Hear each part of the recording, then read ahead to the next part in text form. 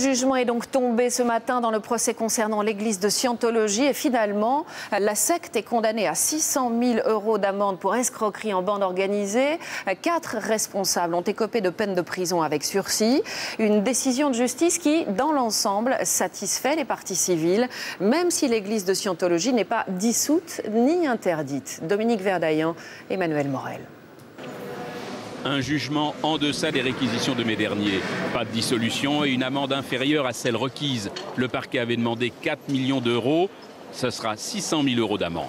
Mais pour la partie civile, le principal est que l'église de Scientologie, en tant que telle, soit condamnée pour escroquerie. C'est une décision qui est une décision historique. Je vous le rappelle, c'est la première fois en France que la Scientologie est condamnée pour escroquerie en bande organisée.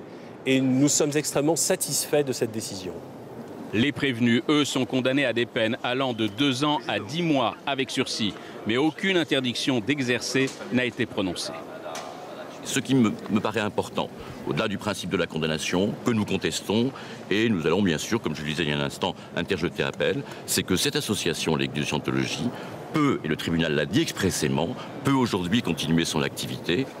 Pour le représentant de l'église de Scientologie, ce procès est avant tout une atteinte à la liberté de croyance.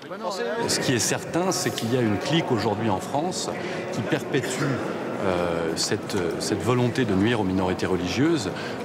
Je pense qu'aujourd'hui, on est face à... Le combat pour la liberté de religion, c'est un combat qui ne concerne pas que l'église de Scientologie. Quant à la porte-parole de l'église de Scientologie, elle n'aime pas qu'on lui rappelle les 3 précédents procès pour escroquerie. Il y a eu Lyon, il y a eu Marseille, aujourd'hui à Paris. C'est la 3e fois qu'un jugement ne vous est pas favorable. Écoutez, on reviendra sur Lyon. Le tribunal qualifie les faits de particulièrement graves tout en reconnaissant qu'ils sont anciens et qu'ils ne concernent que 2 victimes. Et nous retrouvons notre spécialiste judiciaire Dominique Verdaillan en direct du Palais de Justice de Paris. Bonjour Dominique. On a beaucoup parlé d'une modification législative apparue opportunément cet été qui empêche la dissolution de l'église de Scientologie. Mais la justice pouvait l'interdire. Pourquoi ne l'a-t-elle pas fait ?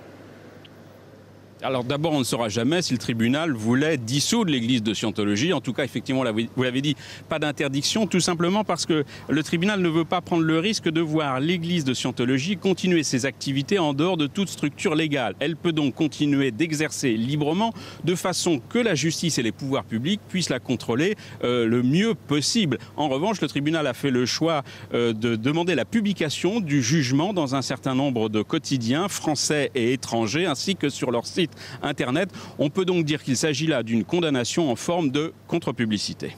Merci à vous Dominique Verdaillan. Direction